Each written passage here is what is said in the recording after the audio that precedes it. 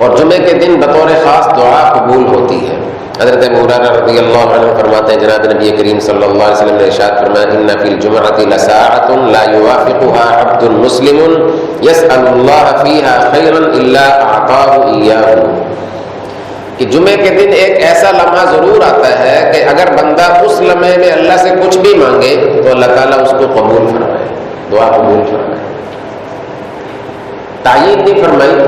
मुहद्दिसीन ने इसके बारे में लिखा है कि सबसे अफजल वक्त जो जुमे का होता है वो 2 खुतबों के दरमियान का मुख्तसर सा वक्त होता है, कि उस वक्त अल्लाह की तस्बीह और तहमीद और अल्लाह की तारीफ की गई और सब लोगों ने सुनी, और फिर दरमियान में थोड़ा सा वक्फा और फिर अल्लाह ताला की तारीफ, तस्बीह, हम्द, सना और मुसलमानों की तालीम और तरबियत की उसमें बात।